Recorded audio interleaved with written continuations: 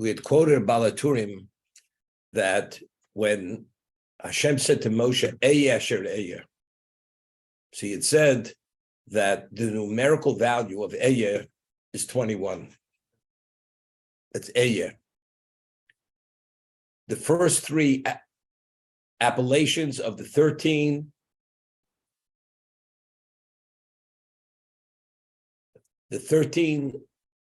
Midas HaRachmim, attributes of mercy. Hashem, Hashem, Kael. You take the first three letters of the first three words. Kael, Hashem, Hashem. That's 20. Kael is 21. So Ehyeh is 21. Hashem, Hashem, Kael is 21. You take the first letters of Avram, Yitzchak, and Yaakov. Avram is 1. Yitzchak and Yaakov is 20. It's 21. You take the first letter of every one of the Chamoshim. You add them up, the first letter, it adds up to be 21. And he goes and makes a whole calculation. Add it to 50, the names of the Shvatim, of the sons of Yaakov, of 50, and then 12. Makes whatever you count. I'm sticking to the 21 right now. It's 21. So over here, in Parsha in Vo'era, there's a medrash that says, is one permitted to enunciate the name Yud Kei Vav Kei, to pronounce it as it's pronounced? So you're not permitted to. The Mishnah says in Sanhedrin that if one pronounces the name Yud Kei Vav Kei as it's written, Ein lo chel k'lamabo, you have no share in the world to come. Not only don't we pronounce it as it's spelt, with the vowels, but even not even permitted to pronounce the letters. We say Yud Kei Vav Kei. We don't say the Hey. We say Yud Kei Vav Kei. And the Mishnah says, Ahog Hashem Bos Yosef Ein Lo Chel K'lamabo. You have no share in the world to come. Now, why? So we explained that in last week's reading, Hashem says to Moshe, you tell the Jews that Shmi L'olam, my name is forever, V'zichri L'dor V'dora, but my remembrance is from generation to generation. So the word L'olam is spelt with the Vav deleted. So without the Vav and without the vowels, how do you read it? La'aleim. La'aleim, that when you say the name of Hashem, it's La'aleim. It has to be concealed. You don't say it as it's written or as it's pronounced. So we explain why. Because since Yud Kei Vav Kei represents God's infinite, it's something which one cannot fathom. As a result of that, you don't pronounce it as it's written, because we have no relevance even to have any relevance to grasp what that means. But we know what it means. He's infinite, but pronunciation-wise, not the way it's read or the way it's written, we don't say it. Therefore, it's La'aleim. So over here, the Medrash says, we find that the name of Hashem is not mentioned in the Torah only after the first two words were said. Bereshis Bora Elokim. So when is Elokim mentioned? After Bereshis Bora. To show that one doesn't open with the name of Hashem out of respect. And by Moshe Rabbeinu, we find he waited 21 words before he said Hashem Hashem. Where's that? We find in Bamid, at the end of Dvorim, we have the Shira. Hazinu Hashemayim v'adebeiro. Hearken the heaven, and I will speak. Hazinu, it's called the Shira. So over there, Moshe Rabbeinu says 21 words, and after the 21 words, he says, Kishem Hashem Ekra Hovakod L'Elokeinu. And after 21 words, he says, Ki Shem Hashem Ekra Hovakod L'Elokeinu. So Hashem Yud Kei Vav Kei is mentioned after 21 words. You understand? After 21 words, Yud Kei Vav Kei is mentioned. What does that mean? So again, 21 words. Moshe, out of respect for Yud Kei Vav Kei, would not pronounce Yud Kei Vav Kei until he first said 21 words. The 22nd word is Yud Kei Vav Kei. Why? To emphasize the value of Yud Kei Vav Kei. That one does not say it, not in the way it's read and not the way it's written. So again, it fits what we were speaking about. That what is Yud Kei Vav Kei? Yud Kei Vav Kei is is the Avos. Yud Kei Vav Kei is Eya. Yud Kei Vav Kei is the first letter of every one of the Chumashim. That's what 21 is. That's not Yud Kei, but that's what that is. And only then, because it's that's what we have relevance to Yud Kei Vav Kei. Why do the Klal Yisrael have relevance to the infinite? Only because of 21. Because Eya, because of the Avos HaKadoshim, because of the 13 attributes of mercy. This is all 21. And why did we merit the Chumashim, which are 21? Because the first letter of each one of the Chumashim add up to be 21. It's because of the Avos HaKadoshim. And Moshe Rabbeinu, he only mentions Yud Kei Vav Kei after he says 21 words. After 21 words, then he says Yud Kei Vav Kei. Okay, just to cap it off what we were discussing the other day. V'yom Moshe Lefnei Hashem, Hein ani aral sfasayim. Moshe says before Hashem, I am aral sfasayim, meaning I have a speech impediment. Eich yishmei leif Paro. How is Paro? How is he be receptive to my communication? So this is going back to what we spoke about at the burning bush. Correct? That one of the reasons Moshe said he was not qualified to be the agent, to be the redeemer, is because he has the speech impediment. So what did Hashem answer? Hashem answered him. He says, who gives man the ability to speak? Who gives man the ability to hear or the person to see? If you're meant to speak, you're going to speak as you should speak. So first of all, what was the basis for Moshe's reason to not be qualified? And what does Hashem answer? I give you the ability. I'm the one who gives anybody the ability to speak, to see, or hear. So what was even the original consideration? Why Moshe felt that was a basis to disqualify him from being the Redeemer. We asked this question in the past. He knows he's speaking to God. He's communicating. He's having a prophecy now. So there's no question in his mind. If God is saying you should go speak, he's going to speak. So what's he saying? He's not qualified to speak at that moment.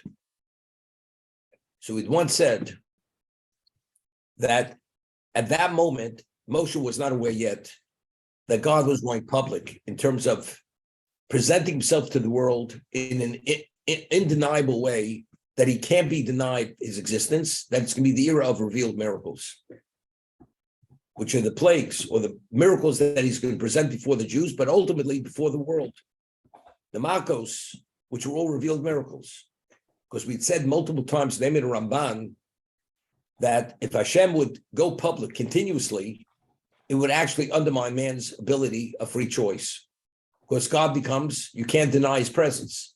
So therefore, God is always cloaked in nature. Now in Egypt, which we discussed later, there's a Ramban at the end of Parshas Bo, God says, now I have to confirm my presence, my divine providence, that nature is God, that nature is a miracle. It's called Nes Nistor. So through the revealed miracle, you understand that even nature is the hand of God. But until now, that was not the approach. So therefore, Moshe says to Hashem, Moshe was the adopted prince of Egypt. It was known he had a speech impediment. All of a sudden now he comes and speaks without any difficulty. He no longer has that impediment. How did it happen? It's a revealed miracle.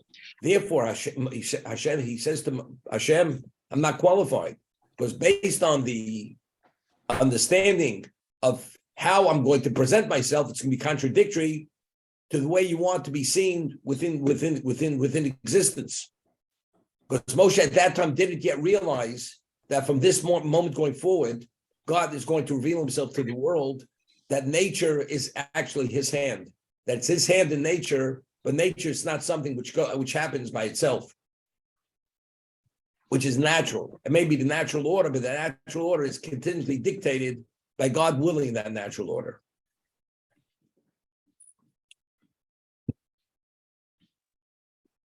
So Hashem, as a result of that, what did Hashem say at the burning bush? Aaron will be your spokesman. You will communicate to Aaron my word, and he will present it. He will present it, and you will not be the one to speak. And you will remain with the speech impediment. But it's known to what point did Moshe's speech impediment remain in place. We find by Kabbalah Torah that any physical handicap, whether a person was blind, lame, speech impediment, whatever it was, everything was corrected. Everybody was healed. Everybody was restored to a perfect state at Sinai. This happened before the Chet Egel. What happened after the Chet Egel? All the handicaps, all the deficiencies returned to them. After Chet Egel. The only one who was not affected by the Chet Egel was Moshe Rabbeinu. So at the time of Kabbalah Torah, Moshe no longer had the speech impediment. So from Sinai going forward, Moshe spoke, as it says, Moshe spoke to the Jewish people. Aaron was no longer the intermediary, was no longer the spokesman. This is pre-Sinai. Moshe has that impediment. He's not able to speak. Therefore, he says, Aaron will be your spokesman. You'll be the master to Pharaoh.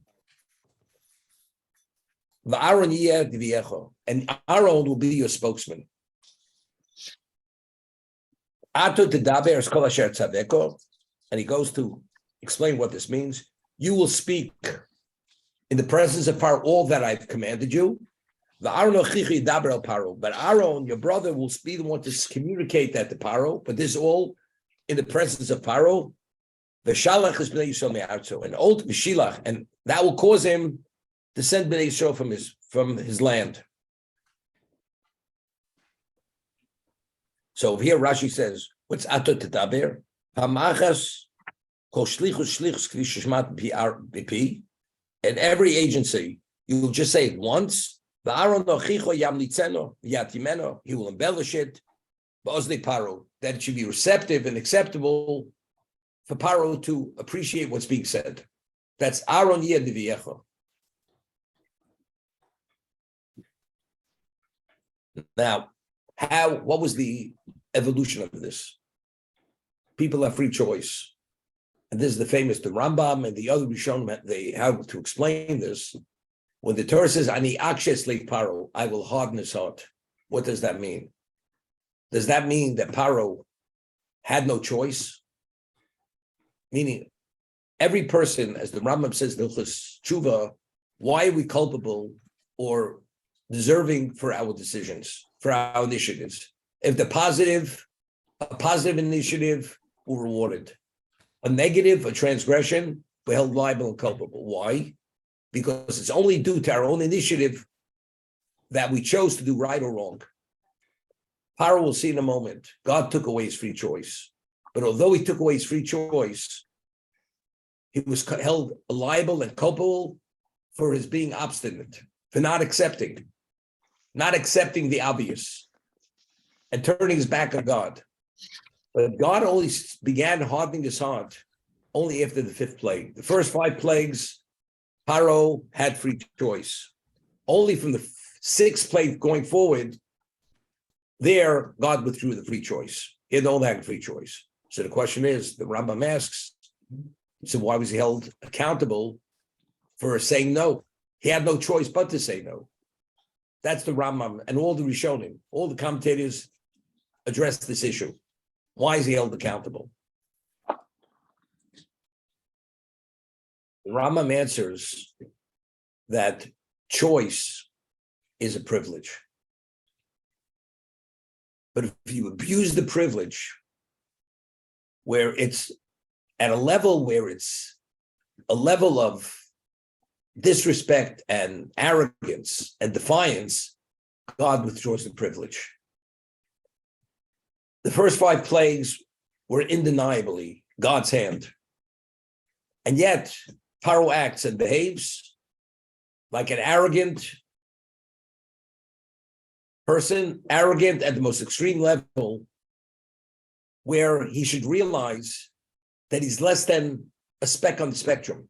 And yet, he stands up to God as if he believes he's dictating existence. He's a deity. He believes he's a deity. God says, I will bring you to your knees. The first 5 plagues, you have a chance to see it right.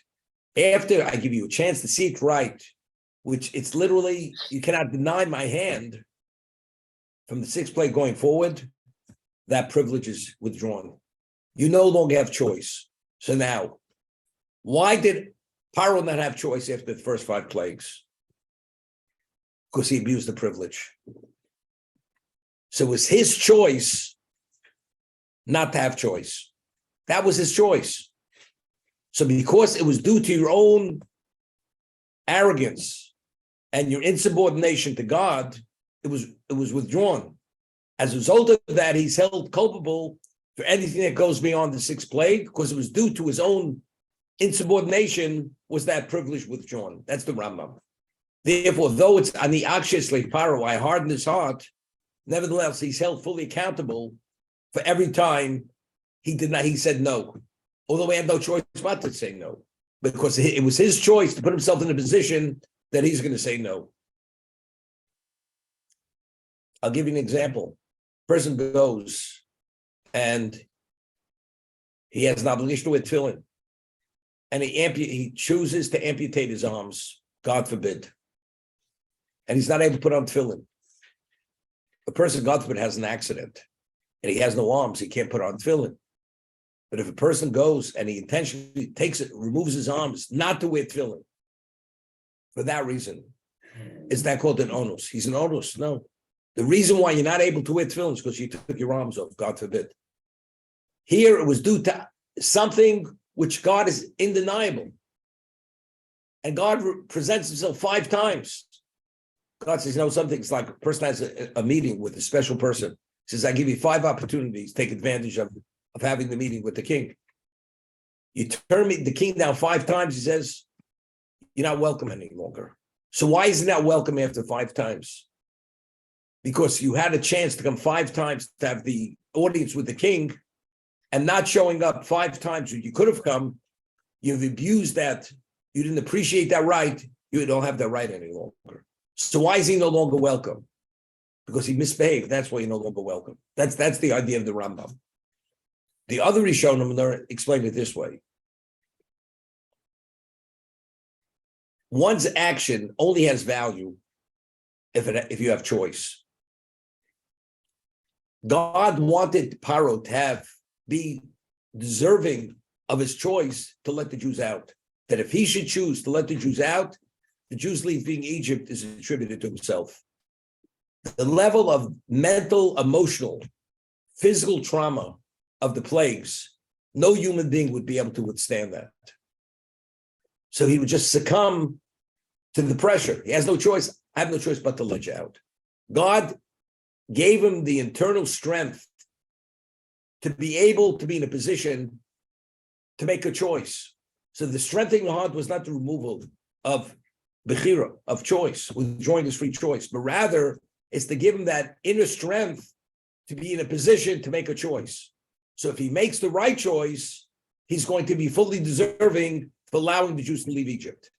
So he chose not to leave Egypt. So the strengthening is not hardening the heart to harden him that he should not have choice, but rather hardening the heart is to give him the inner ability, the inner strength to be able to be in that equidistant point to make that decision, yes or no. And if he should make the right decision, he would fully deserving of that decision. That's how the other Rishonim explained on the Akshas Lake again. Why is Hashem God in his heart? Sometimes, the Rabbeinu Yonah tells us that suffering, sometimes when God brings suffering on a person, it's called a wake-up call. Other times, it can be more than a wake-up call. It's for the sake of atonement. Initially, it's to alert you. But if you're not alerted and you don't pay attention, sometimes it's actually punishment. But the punishment is really more than to get your attention, because you're not listening, you're being punished. Now, when a person is being punished, very often, the person, again, it has that dual value. It's atonement, but also the person, if he sees things rationally, he says, what's going on? Why have things changed so drastically for the negative? Evidently, it causes the person to introspect. When he starts introspecting, he realizes his level of misbehavior, and that causes him to do tshuva. If Paro would have sent us out after 5 plagues, all the miracles which followed wouldn't have happened. What was the value of all the miracles? As we'll see, as the Torah says, each miracle displayed something else. Ani Hashem be'kerev haaretz. Each one clearly said to the world, I'm the one who dictates existence. That was the value of every plague. If he would have sent us out after 5 plagues, that level of revelation would have happened. It's only because Paro was obstinate and did not send us out. Therefore, Hashem has the opportunity to continuously to display his omnipotence and his full control over existence, for mankind to be beneficiaries of this understanding that he's the one who dictates existence. So this is the understanding. As a result of hardening his heart, that will create the setting that I'll be able to increase my signs and my miracles in the land of Egypt. Because if we would have left, the story is over. But as long as we're there and he holds us back and doesn't let us go out, God continually brings more plagues. So even though for Paro personally, Paro's obstinate, but for the world and for the Jews, specifically for the Jews, we see God in a whole different frame. How will we wean from idolatry? We were idolaters. The more we saw the hand of God, the more we appreciated that idolatry was baseless, that it's not the deity, but rather the powers in existence are only manifestations of God's will in these various powers, whether it's the sun, the moon, or whatever it may be. So that's Laman, Hirbesi, and so Vesmosai, Beretz Mitzrayim. And so one second. I want to read Rashi. Vani Aksher. Me'achar shirshia v'hishris kenegdi. After he behaved evilly, and he put up a front against me, v'gol lefonai she'nachas ruach buvas of the kchovim loseis leiv sholem loshuv. And it's revealed and known to me that the nation, the idolaters of the world, will not do tshuva with a full heart. Tovli shiskashin libo. It's best I should harden his heart. Lan harbos bo ososai. To increase within him my signs. V'sakiru esgurosi. And they should recognize my power. So if you take a look over here in the Sifsei Chachomim, Ayin, if you have the regular Chumash, the Mikros, below Akshe Esleip, Ozvadi Yasa Tshuva. Hear this. If I wouldn't harden his heart, he will do Tshuva. It's very important. Which means he'll go through the motions. I'm sorry, he'll let us out. But God knows the truth, because God knows exactly what's in a person's heart. The goal of this is something very interesting. He'll do tshuva, but the tshuva will be a very paltry tshuva. He'll just go through the motions. It will not be a genuine tshuva. He's another point. And if I bring the plagues and tragedy upon him, os yomru chabrios. So what's mankind going to say? This is the way God treats humanity. That even though the person did tshuva, God is bringing suffering and tragedy upon that person. But what they don't know, they don't understand the reason why the person is being punished, because he only went through the motions of tshuva, but it was not genuine tshuva. So vis-a-vis the world, it's Chil Hashem. If he would allow Paro to do tshuva without hardening his heart, he'll do tshuva. But the tshuva is only due to what? He's only saying those words. It's like, there used to be an expression, the pain is intolerable, and he twisted his arm till he cried uncle. Remember that expression, Alan? Till he cried uncle. He can't tolerate. But what does the world say? He did tshuva. See, if he did tshuva, why is God punishing him? Because God understands, and only God knows, that the tshuva doesn't have any value. Therefore, he deserves to be punished. But the world says, but he did tshuva. What does God want? Is that the way God treats humanity? So that perception is a chil Hashem. So God says, let the world know the truth, who he is. I will harden his heart. He will not send them out, and the world will understand why he's deserving of the punishment. This is to avert the chil Hashem, and besides, bring about a kiddush Hashem. I'm hardening his heart. He shouldn't do tshuva whatsoever.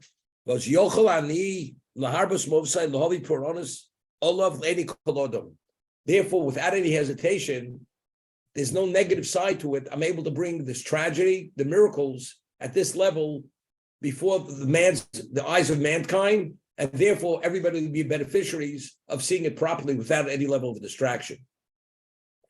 That's how the Sifsei Chacham explains Rashi. There's a Chafetz Chaim. He writes in one of his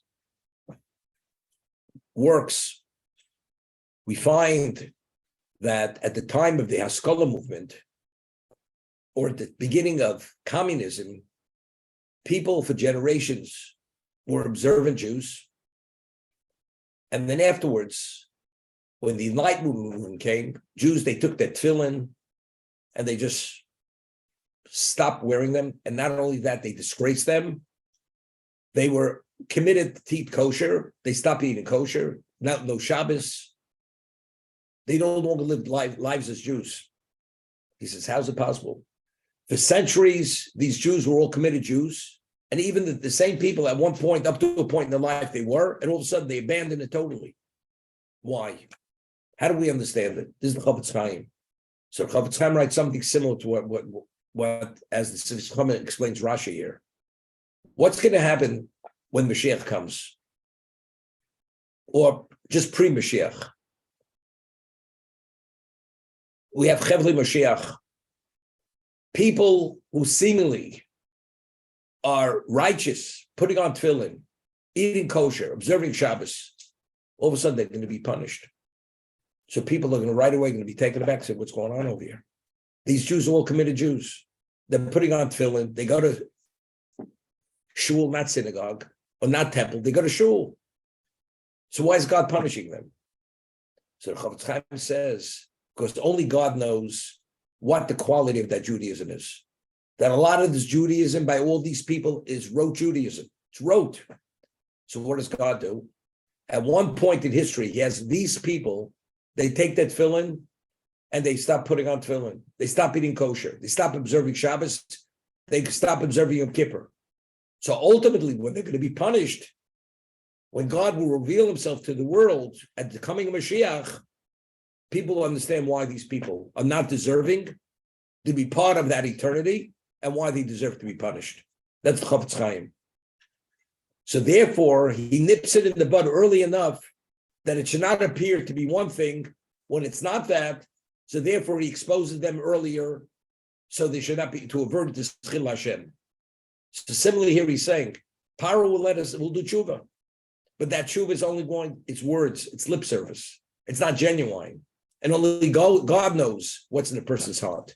Therefore, he says he's not going to allow him even to begin tshuva. He will strengthen his heart that he should be obstinate, and now people will understand why he deserves to be punished.